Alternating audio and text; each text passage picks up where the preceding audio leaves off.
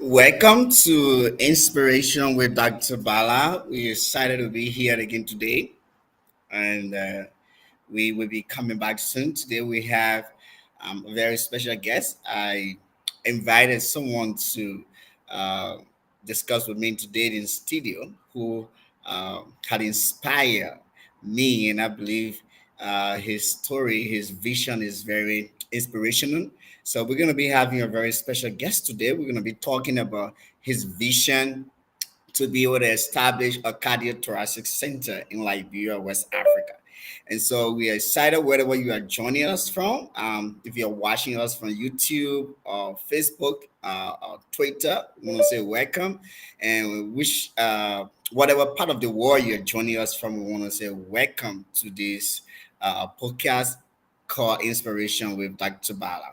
So there are a lot of positive things around, and there are a lot of negative things around. But I think we should polarize the world, polarize our environment with the positive one. So join us today as we have a very positive discussion. We'll be back.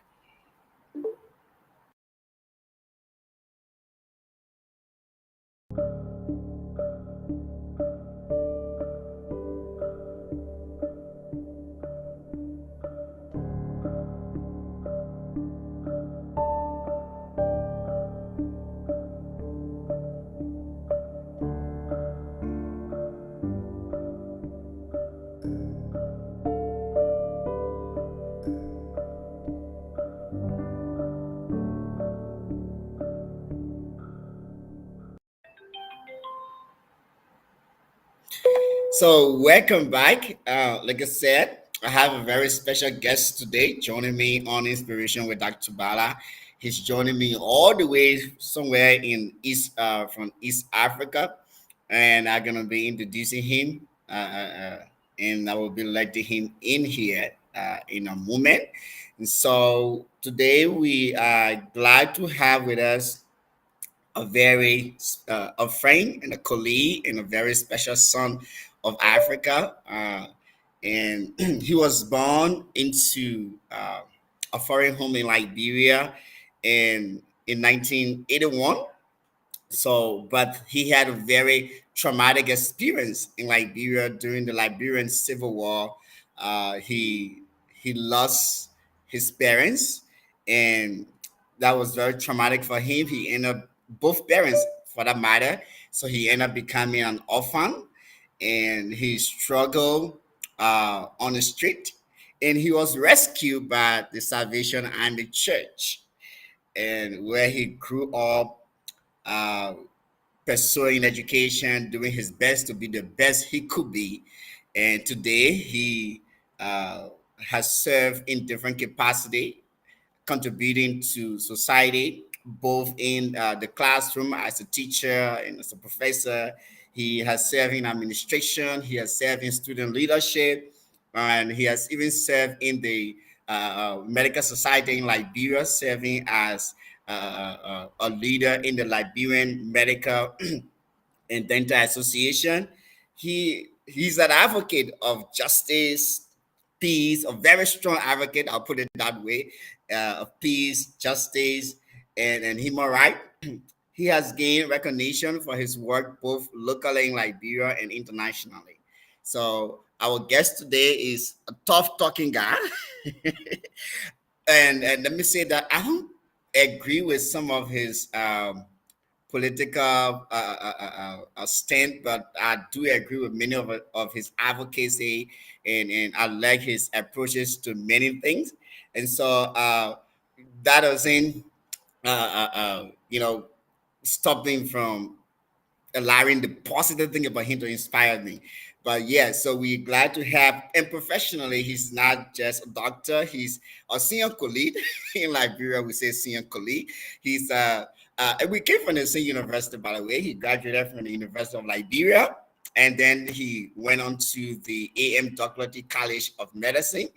And after that, the guy is tough. He went on to do his residency in general surgery with the Liberian College, postgraduate College of Medical Education. And he's not just a member of the Liberian College of Physician and Surgeon, he's a member by examination. I think he was the first guy I heard that from. Member by examination. And he's currently a fellow in cardiothoracic surgery in Ethiopia.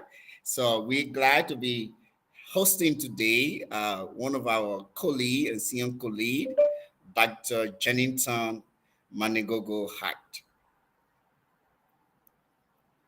Dr. Hart, are you there?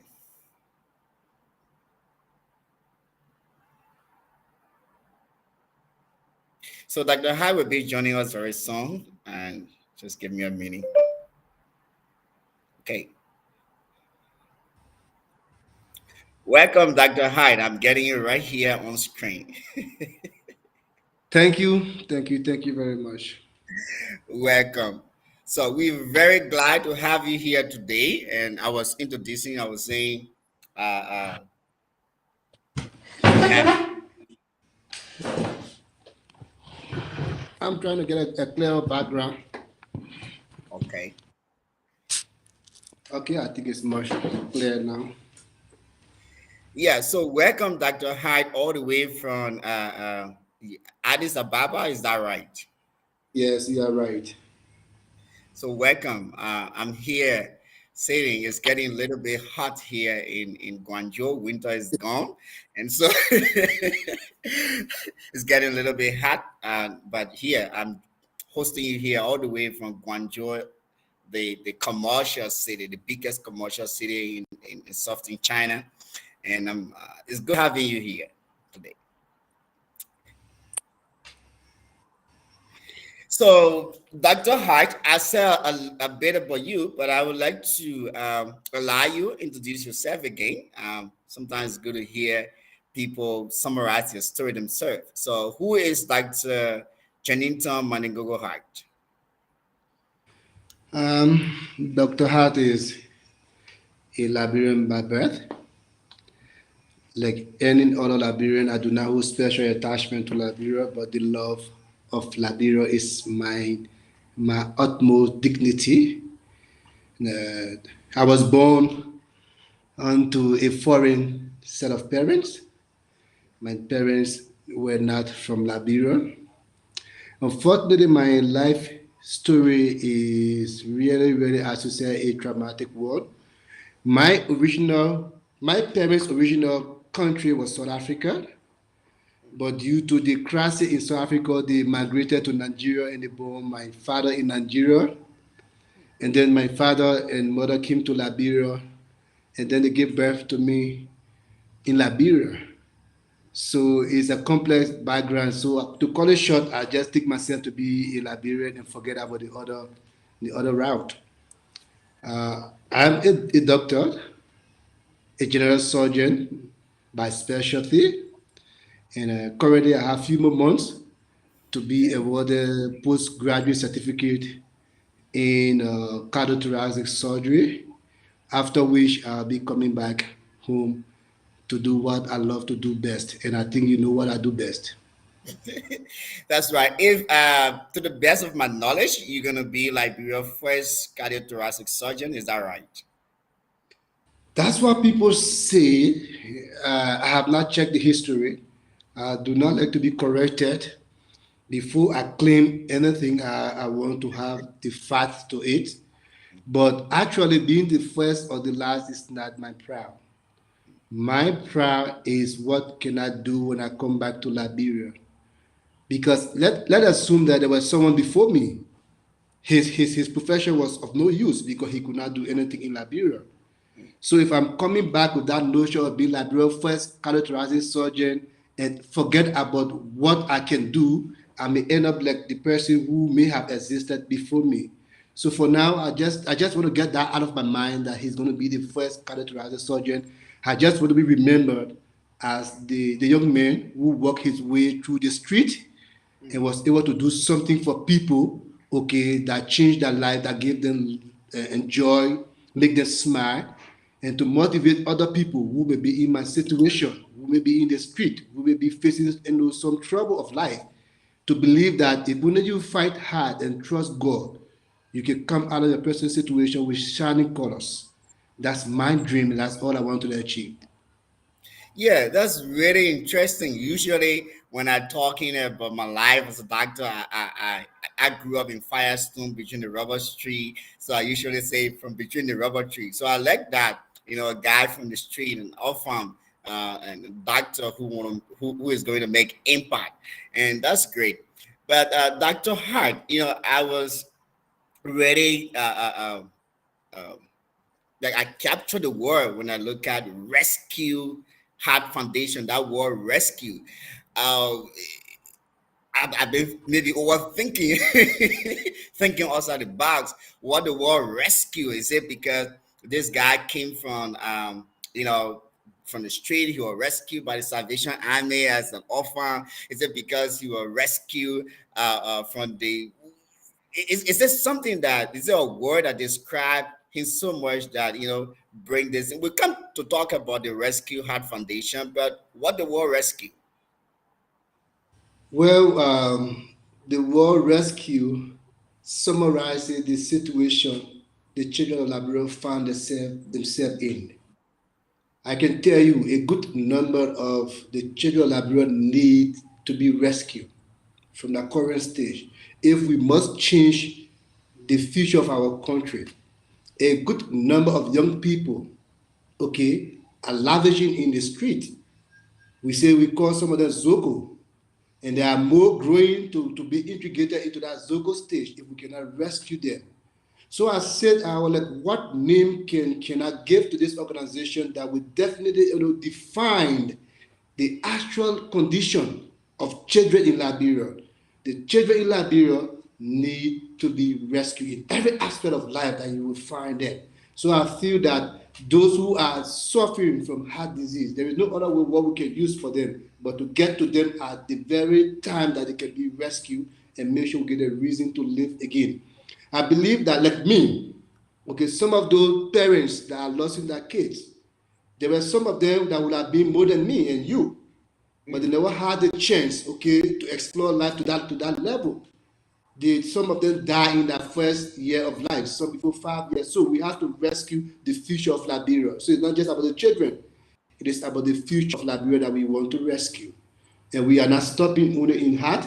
We're going to go into all aspects of life and make sure that we impact and we rescue those that we can rescue and give them hope to smile like me again. I smile every day, not because I'm a doctor, but because where God took me from.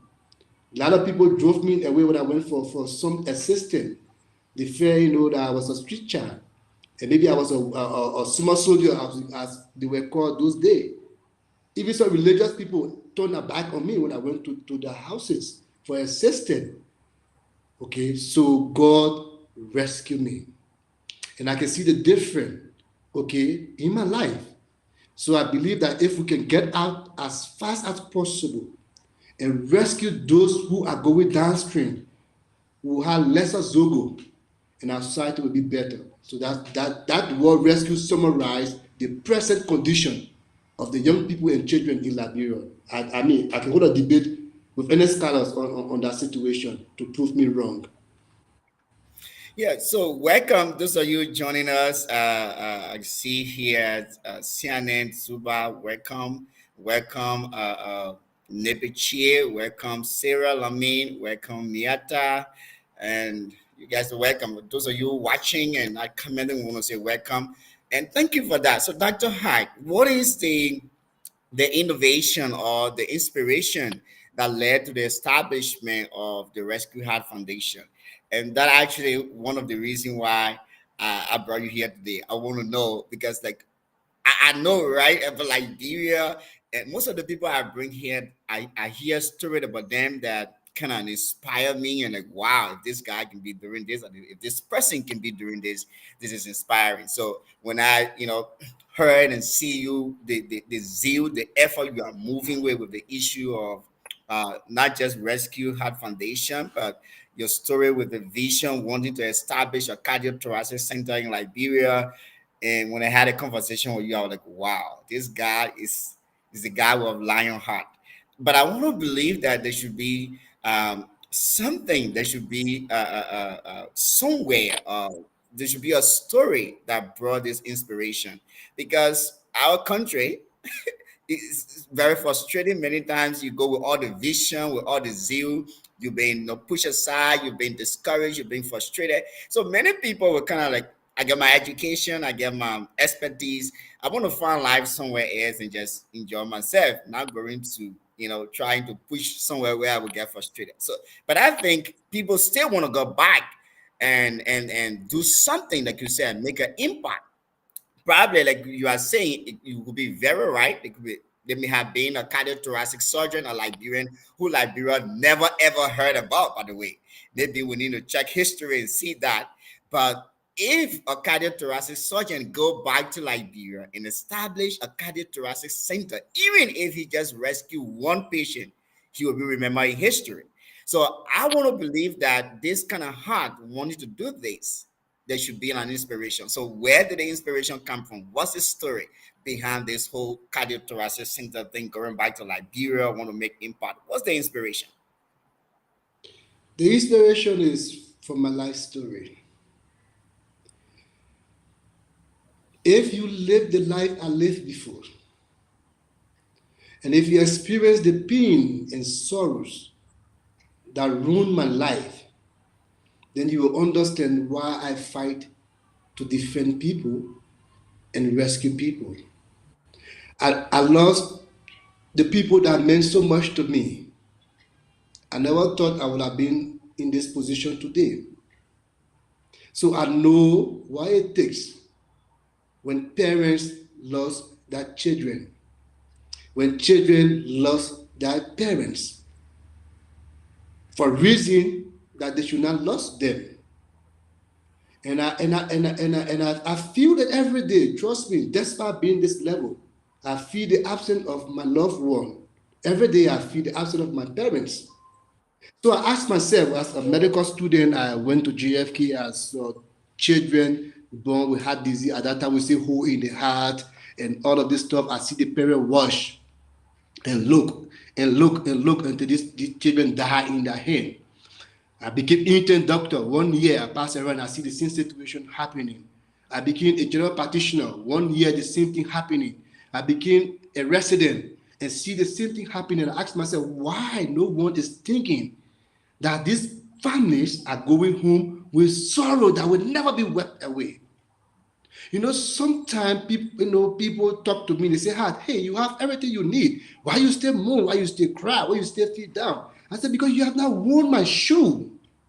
So it feels easy to forget something that you love so dearly, something that you are not prepared to let go. And I feel the pains of those parents. You know what it means? You know what does it mean for a woman to carry a pregnancy for 9 months? The husband is there excited that, hey, my child, my newborn is coming. After 9 months, with all those hurdles of pregnancy, okay, and you give birth to that child, and that child comes with simple hole in the chest, or simple valve problem, and nothing can be done. And you sit and just watch the doctors come around and come around. You keep asking God, when will this situation change? And they seem not to be changing. Those parents go home with lifetime trauma.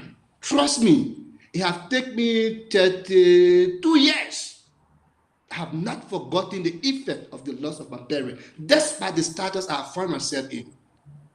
So you imagine the amount of parents, the amount of families, the amount of children, even the adults dying out of ischemic heart disease, heart block, that they could be rescued, they could be treated.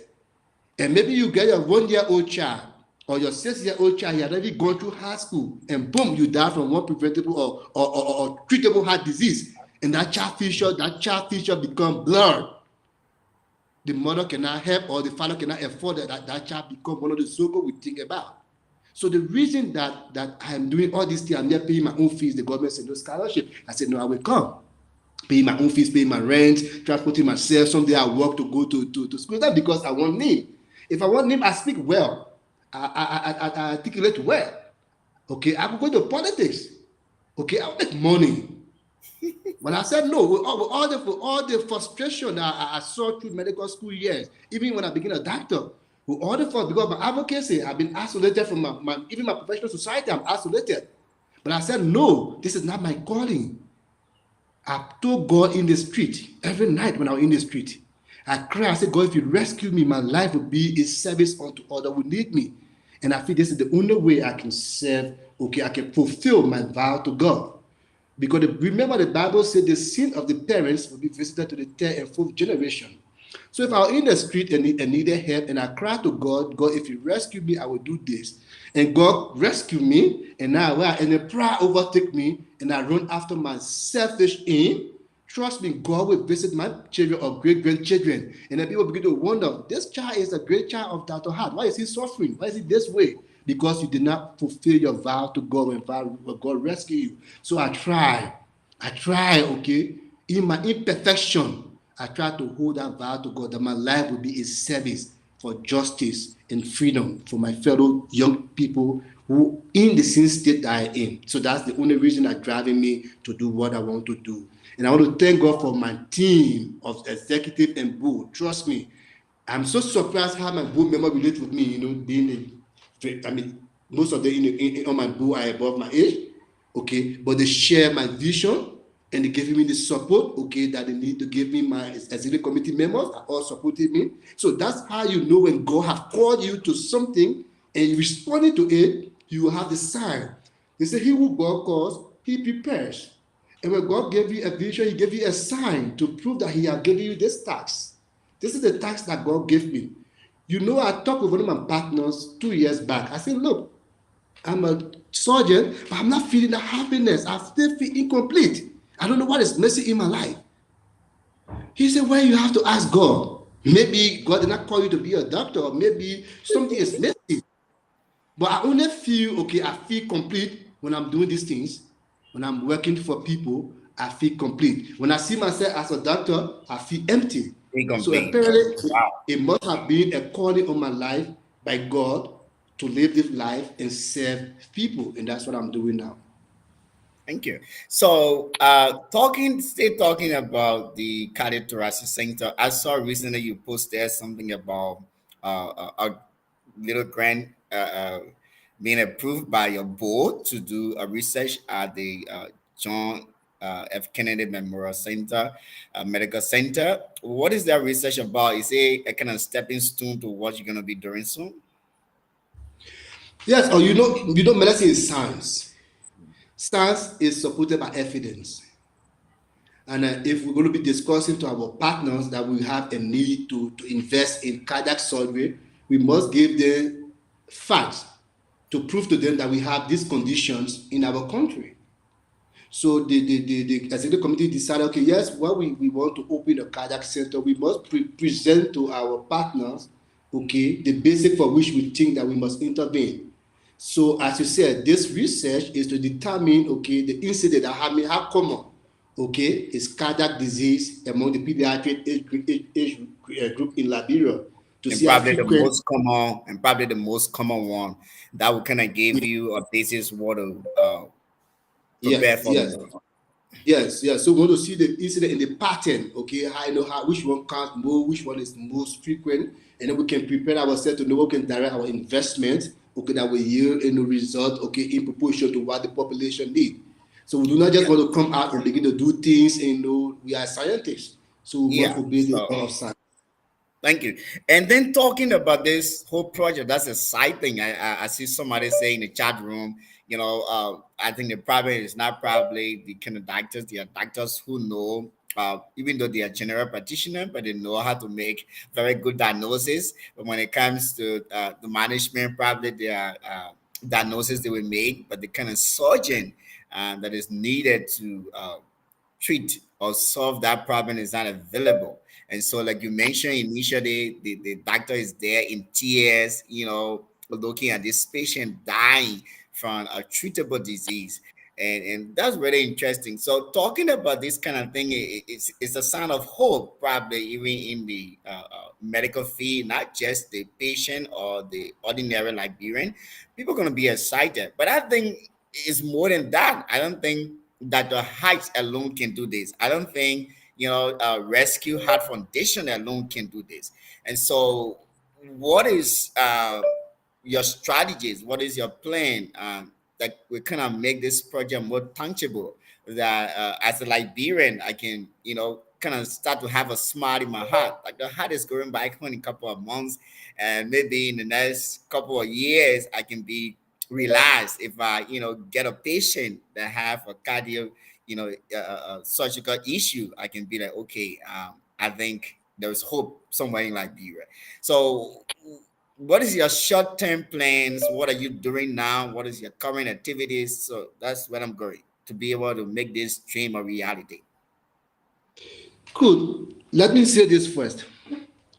My God that Maybe I've three, four, served, 5 points.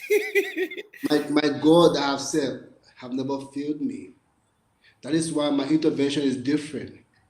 Our trust is not in men. Our trust and confidence is in God. But for your answer, what we do first was to get a board of directors, of people of character and reputations, and people of interest in helping Liberia. If you visit our website, you will acquaint yourself with our board members, and you will know that we have a team that can guide us into the process. The next step we took was to engage the Ministry of Health for endorsement of our project. I speak to you now, we have a communication from the Ministry of Health through the Office of the Chief Medical Officer that have endorsed our project and have given us the support of the ministry.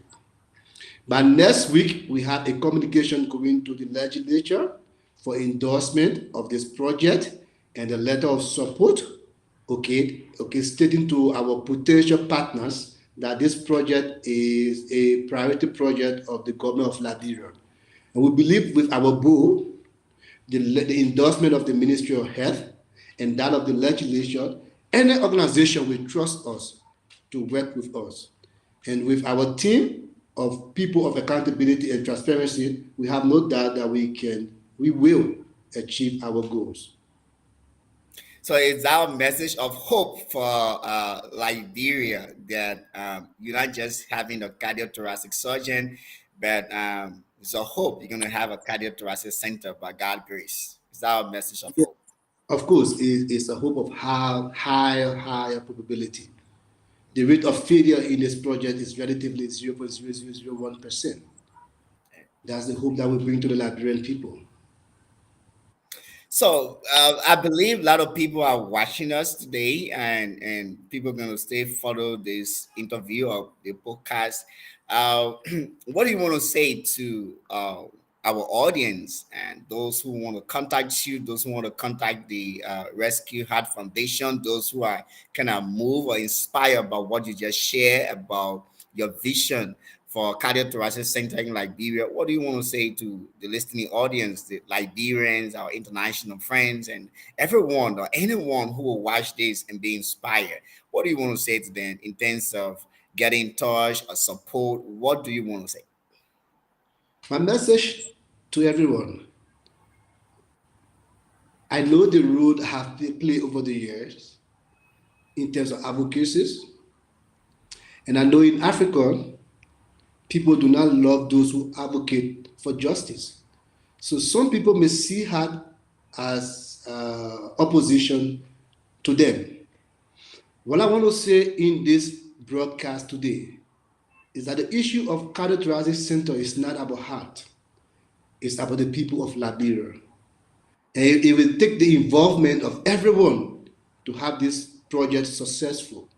So I'm calling on every Liberian, wherever you find yourself, know that even today, if today you have no family member suffering of heart disease, know that there will come a time that you will need this service. And the only way we can solve this problem is where we work together, put aside our differences, our social view, our political attachment, okay, come together in the interest of the common people of Liberia, our people, our grandchildren, our grandfather. This is about Liberia. And you can trust us that whatever little contribution you make, physical appearance, psychosocial motivation, financial contribution, will be used appropriately, and at the end of the day you will stand proud of yourself that you were part of the process that brought some form of relief to the people of Liberia. Get on board. Forget about hard personality. This is not about advocacy anymore.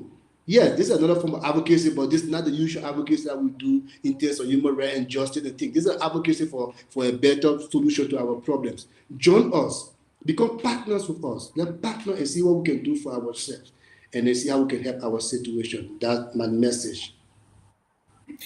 Thank you so much, Dr. Hart. And before we leave, I want to say I believe we have a medical reality talk show every month, and we'll be looking forward that in the near future, when the research is completed, we'll be looking forward that we can be able to share the findings and of that research, especially talking about the incidence of cardiac diseases in Liberia. We will be hoping in the near future that we can be able to discuss that findings here and look at the reality. And I believe that would be very interesting. Secondly, I also want to say thank you. I know it's not easy to get time out. I personally know what that means. The 30 minutes and 45 minutes I spent here, sometimes it's like a complete sacrifice to being working and training in hospital, a lot to do. So to just be able to take a 30 minutes, 45 minutes to have this kind of discussion, it's not easy. So I want to thank you for making yourself available. And we'll be looking forward to have you again another time, especially to discuss some of the pressing cardiothoracic issues we have in Liberia. Thank you. All right. Do you have any party message? Maybe also what we just discussed. Yes, we have party message. Our messages are simple. We want to create an environment wherein our children will have reason to smile again and live in comfort. We want to create an environment wherein our people will not be witnesses to the untimely death of their loved one.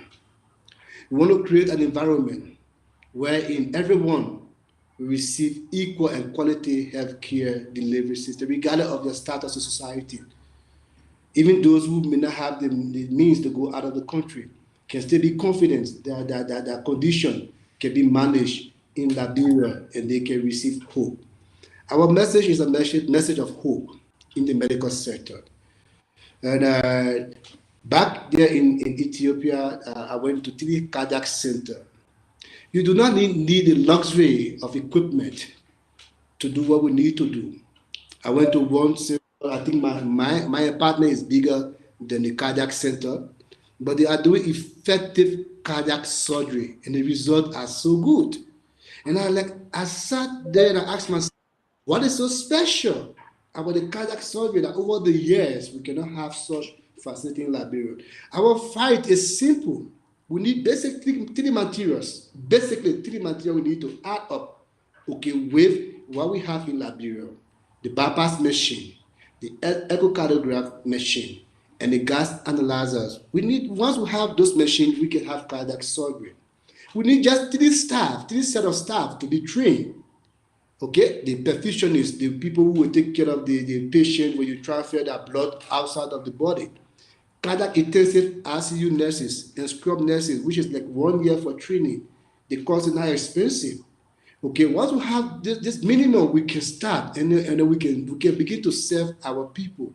So the message is, don't be frightened by the word of cardiac surgery. The word cardiac surgery should not frighten you. It's as simple, okay, but just dedicate as other surgery. But together we can achieve our goal. As I said earlier, it is an all Liberian initiative. It is for the future of Liberia and for the future and safety of our generation, present generation, and the next generations to come. Let's work together and achieve our goal. Thank you very much for hosting me. God bless you. All right, that was Dr. Janington Maningogo Hart. And we want to say thank you so much, Dad, for joining us today. And thank you for what you're doing. Thank you for inspiring us. Thank you for the message of hope. Thank you for the message of motivation and inspiration. For me, I don't think it's just a motivation, it's inspired. That means each and every one of us in different area of speciality, we can be able to do more. We can be able to not be afraid or run away from the situation. We can do what Dr. Hart is doing, or even better than that. So thank you so much, Dr. Hart, for inspiring us, and thank you for loving Liberia as you do. And thank you to all of you who been watching and following us. Thank you, Yasa, Chie, and Moses, Montanens, Ray, Jackson, and all of you that I see appearing here, the sending message, Kumi and Regina, Bennu, all of you. Thank you for following. We want to say we hope to see you again. I'm Dr. Augustine K. Ballah. I'm a resident in neurosurgery training here to also become Liberia neurosurgeon. So thank you for joining us and thank you for inspiring us, Dr. Hart. See you again.